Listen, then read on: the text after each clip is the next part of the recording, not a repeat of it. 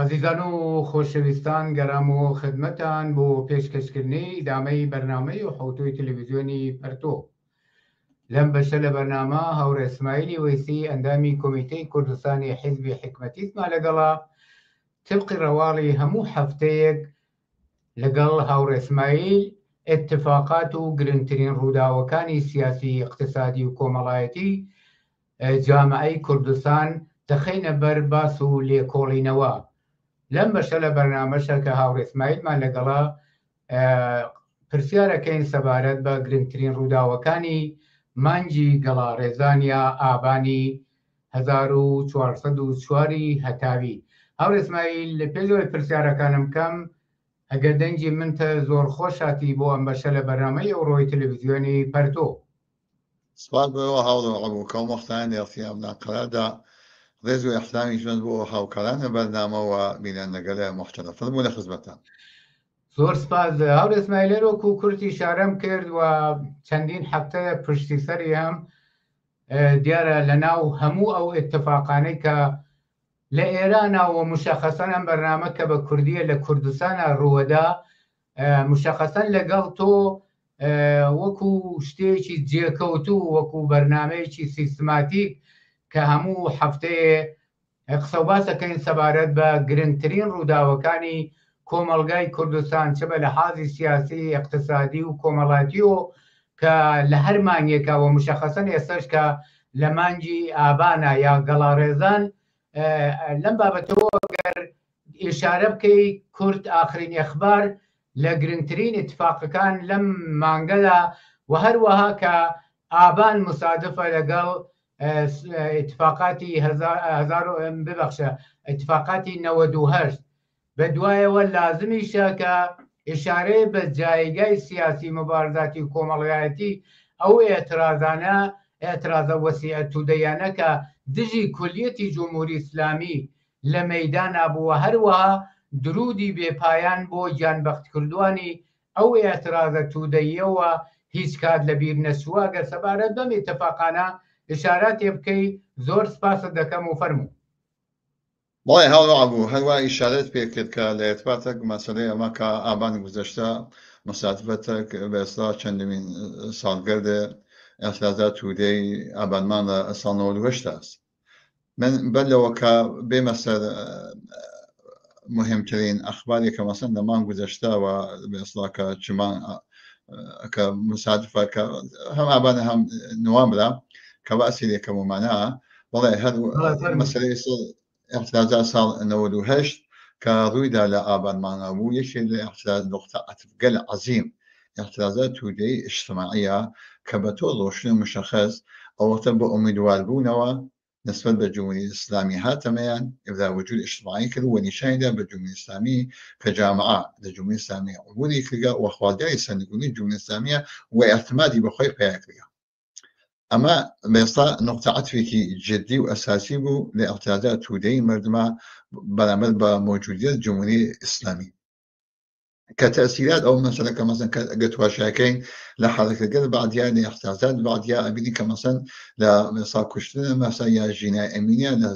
1401 مەسەن دەچە بۆ ئەدیکی وەسیعترە لەشە بۆ دێکی وەسیعترا توانی کە بێسا لە ئبدا وجودی اجتماعی کە عەلەی موجودیت جمهوری ئیسلامی مەسەن ئەگەرەکمان بێت بباشن ئەهمیەت ئەو مەسەلەی احترازات 98 ئەوڵە بە قەوڵی تۆ ئێمە هەل لێرەوە کە ڕزوی احترامان هەست بۆ کل ئەو کەسانەی کە بێستا لە بەرامبەر جمهوری ئیسلامی و یەسان بە شێوەهای متفاوت گیانیان بەڕ کرد ئینسانهایەکن ئەوانە کە بێستا لە دفاع لە ئازادی بەرابەریە کاتنمەیان عەلەی ارتجاع و کۆنەپەرستی و هیچ وەختی جمش ئازادی خۆی بە وێڵی جامعەیە لەنا دوایێتەوە یاد ئەوانە فەراموش ناکە و فەراموش ناکرێت. ئەمە بێستا جێگەی خۆیەتی کە میشە ڕزیانی بگرین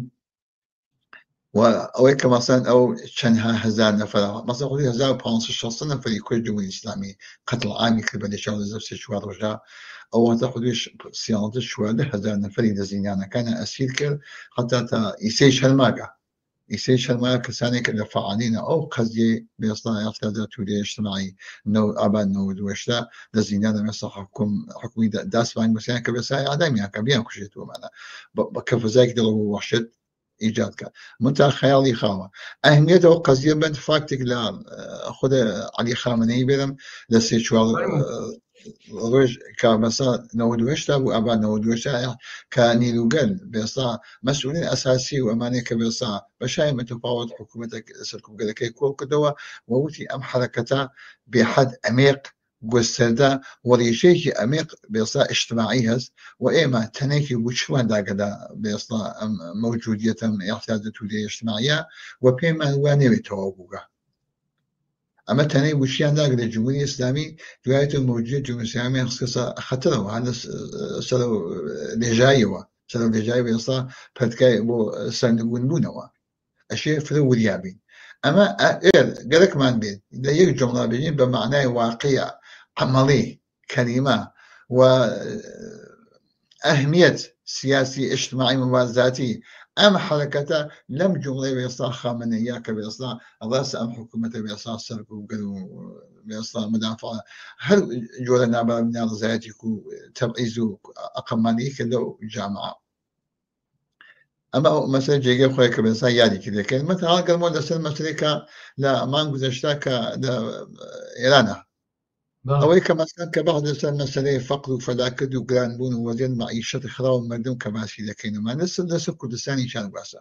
مسألة بيئوي يكي لو مسائل جدي وأساسية كلا كردستاني شان مردم مسائلات كسبرا مثلا دوش مشخصة يحتاج عليه أم وزيتبوغا كمثلا يكي لبانا بوغا لا روان سلا بوغا كمشخصة يحتاج يعني شاهد مثلا تو نشو روان سكا مجموعي وصل شاهدة بين قد بشر دبرنامه كما صار هذا منطقة روان سر جوان رو مثلا هو لما نبحث مدير كاميان يشتغل عن كروان سر شاد روان سر لسر سلاوي كوريا ساقو أو هذا سلاو روان سر مشهور بو كبقو درياتشيك عربو كأو دشتك بدو دشت ما يشتو دوابته بدو مثلا قاماسيو بدو شاكل ما شاكل مثلا روخاني كيف الوصول لو أو تأمين كل بيصلا أو دشت وسعة كباسيدة كدوم جلشتانا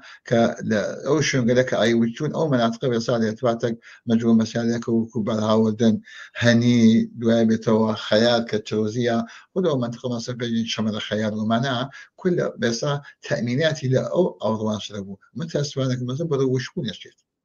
بدو وشون يشيت ويمجو معناها واحتياجاتي وصيك ياقا نسلم ده بانين شان بوشيوا كاعتزاك يا جماعة أنت جوا حكومة الإسلامية شو بقى سركت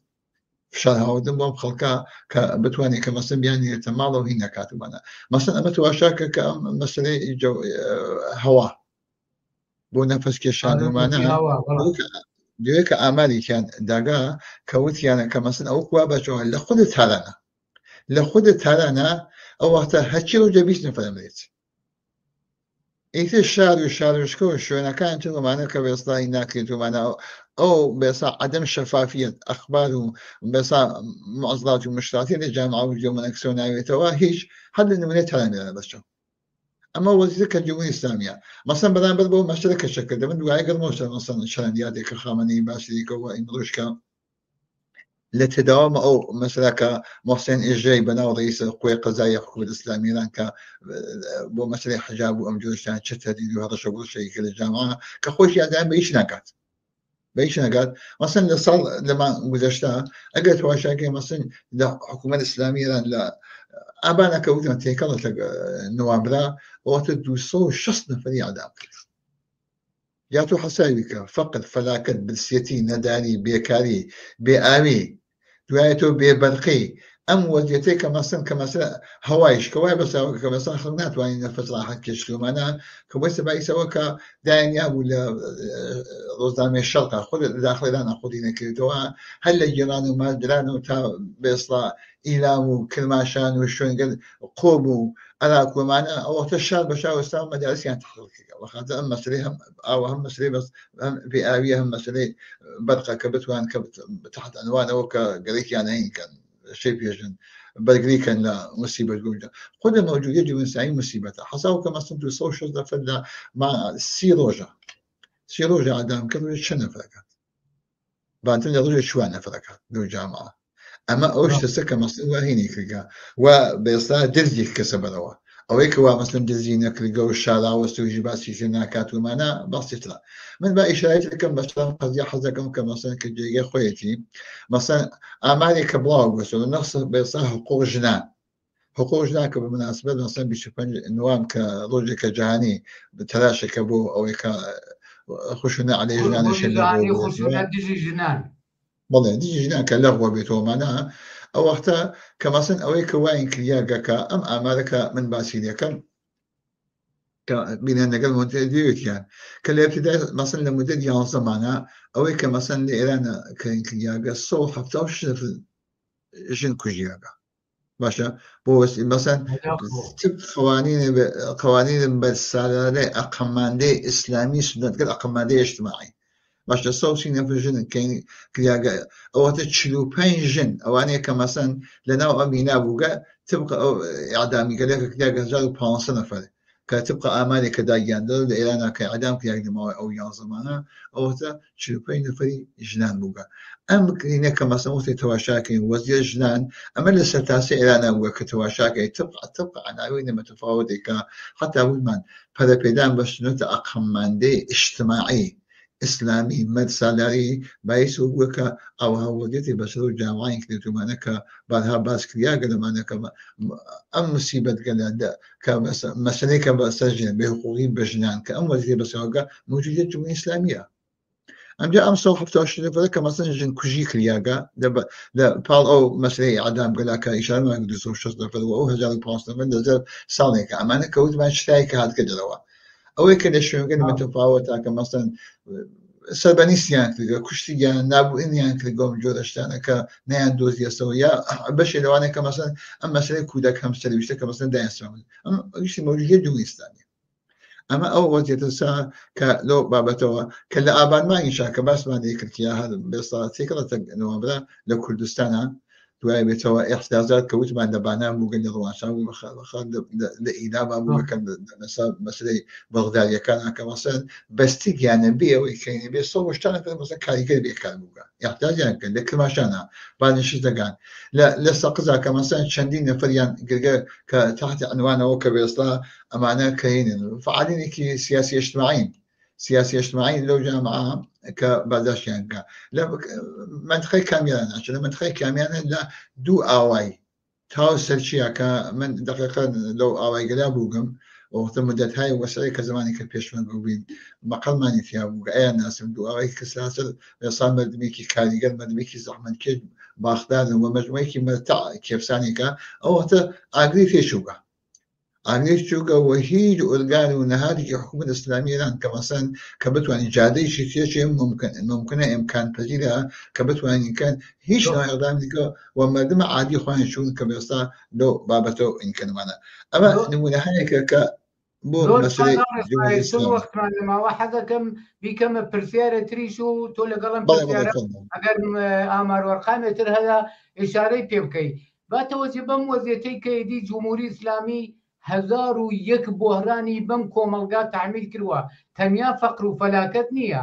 1001 بۆهرانی بەو جامعە تحمیل کردووە کە بارهاش لەم تلویزیۆنەوە باسمان کردووە من هەمیشە خۆم نەزەریشم وایە نەک بە 20 دقیقە و ڕۆبعێ لەسەر ئەم هەمووە بۆهران و گرفتاری و فەقر و فەلاکەت و ژنکوژی و ئێعدام و بێبەرقی و بێئاوی و هەمووی ئەم مصیبەتانە کە عاملەکەشی جمهوری ئیسلامیە ئەگەر 24 سەعاتە فول تایم قسە بکەین لەسەر هەموو ئەو مشکلاتە کە جمهوری ئیسلامی بەو کۆمەلگای تەحمیل کردووە واقعاً پیاڕا ناگەین بەڵام پرسیارەکەی من مشەخەسەن لە تۆ ئەوەیە ئەم هەموو بۆهران و مشکلاتە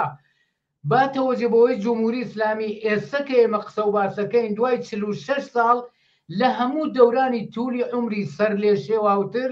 گرفتارتر دووچاری بۆحران سەر لێ شێواوی حتا سەرانی دانە دروشتی جمهوری ئیسلامی وەزیەتێکیانە کە بە یەکۆ ناتوانن تەماس بگرن و ارتباطیان ببێ ئەمەلەن شتێک بە ناو جمهوری ئیسلامی و حکوومەتی جمهوری ئیسلامی لەسەرۆ نەماوە چۆنە لەم شەرایەتە جمهوری ئیسلامی ئاوا دەسەبا بۆ ئێدامکردن و کوشتنی ژنان و بە ئیسلا ئەم ئامارانە سەیری بەرەو ژوور و سعودی تەیەکە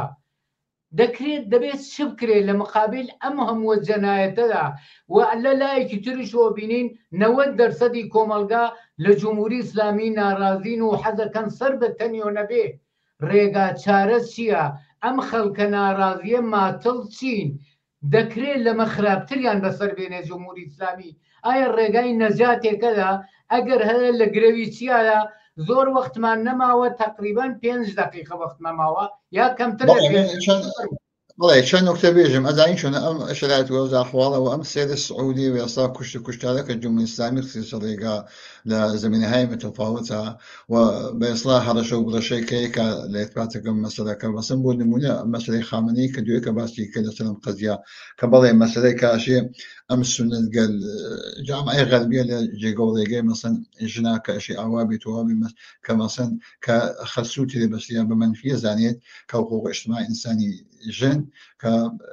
دفاع لە سنەت ئەقەمماندەی جێگەڵێگەی کە بە ئیسلام نسبت بە مەسەلەی ژن بە حقوقی ژن کە دایگریا و ئیمڕۆژێک کە مەسەن محسێن ئژەی کاتکە کە باسی گەگەر حجاب و مجاب و جمژناکن باسواگە جەماعەتێکن کە خەریک سازماندەیکردن قەزیێنان دەستوێتێکا خۆی نەزانن بە تۆ واقعی ئەم مەسەلە خاست و متاڵمێکی واقعی جامعەس کە ناژنە سەر مەسەلەی بێسا سەرپۆش بەسەرکردن حجاب بەسەرکردن و ئەو سنەتەی و ئیسلام گەرەیەکە بەسەر و جامعەت دایسە پێنجومانە قبوڵی ناکەن خۆیان زانن منتا لەسەر ئەم قەزیە کە ڕێکیانە پەرەنەسەندن ئەم قەزیە چون وتمان جامعە چوتە بەرامبەر جمهوری ئیسلامی و ئەحتمالی پێیانکە و ئومیدوارە بە سندبوونی جمهوری ئیسلامی سندبوونی کات ئەمە باعثەوە بووە کە بێسا بۆ فەزای لەڕەم و وەحشەت فرامی کات بێتە باعثەوە بگیروبەن کوشتان وێت کەوتمان 260 نەفەر لە زەفسی ڕۆژای عەدامکردن باشە قەساوخانەی جوانیە کە مەسەڵی کرد جا ئەمە ڕێکچارەکەی هەست تەنیا ڕێەکەی ئەوسە کە هەم مردم ڕێەکەی دۆزیەسەوە بەباشن سندبوونی جمهوری ئیسلامیە ڕێگە چارەی ئەسڵی و ئەساسی ئەم قەزیەسا و ئەزانن و بەحسەوەسە کە ئەم مردمە مەحافل لە ڕەهبەران ئینسانایەکی پێشڕە و ئازادی خوا لە محیط کار و لە محیط زیستە ئەوەتە کرێکاران بێسا پێشڕە و ئازادی خوا بە شێوەهای متفاوت جنبشای بێسا متفاوت کاریگەری ژنان ئەمانە بێ متشەکڵ بن ببوورە ئەگەر ئەو ملیۆن ئەو ملیۆنها خەڵکە ناڕازی واقعاً نەچنە پرسەری ڕاهبەران و چێرەهای مبارز و شناختە شودا ئایا واقعاً اتفاقی ڕووەدا؟ نەخێر بێ ئەوەی کە مەسەن بێ ئەوەی کە ئەو شەبەکەی لە مەحافظە ڕاهبەران عەمەڵی کە بە تۆر متفاوت لە محیط کارزیستا وجودی هەست هەڵ نەپێشکن لە یەک شاد بە شاد ئەو وەختە دێ بەدێ شادوشکە بە شادەکە و ئێستان لەسەر سەرتاسەریە و نەخشە ڕەهبەری نەنوێنن و توولەی مەردمە زانیتی وەختی کە بەدە سەرمەسەمەنون هانەفەرەکەین باس پێشڕەوان و جامەسە ئینسانهایە متوجه قەزیان وەیدا کە كل جامعة أو بشكل بشكل خاكستري ضليها بدأوا كبيصلا بيشروان جامعة قام هم بدن بدوا عملا وسن نيجي مسامي هذا بشتو قضية لزمين هاي متفاوتة هاو كاريانا كان أما تنياريجي وسا شيء سازمان فيها كان خوان الشكل كان لجير الله رهبري سياسي حزبي كومونيستي وحزب حكمتيستا ولا كردستان أما تنياريجي وسا ولا صرفا وك الجمهورية الإسلامي وكا فقرة فلاكة داريز أكشد فلان في زيناكا أشياء قام عمليها قريب بوسن يقولون الجمهورية الإسلامي ودعواكين لإنسان هاي بيشرا وآزادي خا محافظ الله بلا عوني متشكل من كردستان وحزب حكمتيست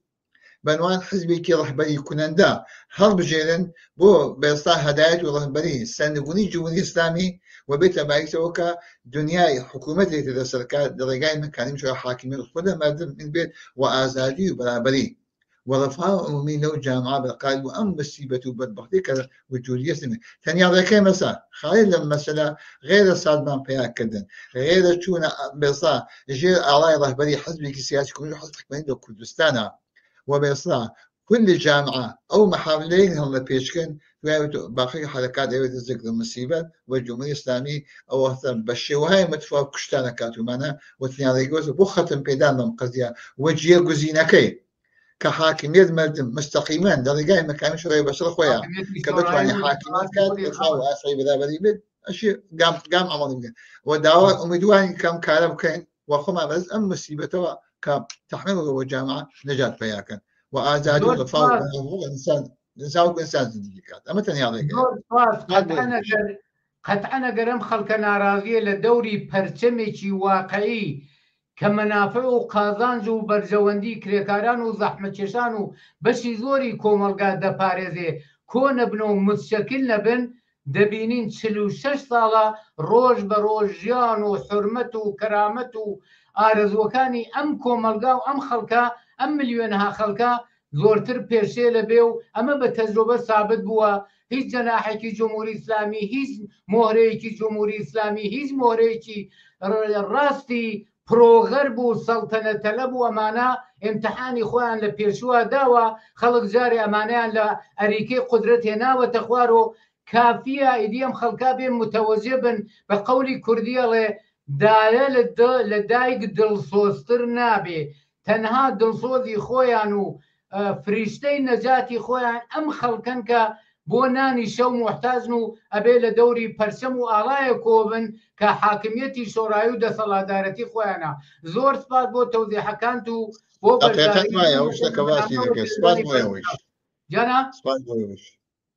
زۆر سپاس. بینەرانی عزیز و خۆشەویست، بەم جۆرە هاتینە کۆتایی ئەم بەشەش لە بەرنامەی ئەوڕۆی تەلەڤیزیۆنی پەرتۆ. داوەتەکان بینەری دامەی بەرنامەکان بن، لە هەر شوان ساقی و سڵامەتیتان ئارەزومانە و شاد و سەرکەوتوو بن.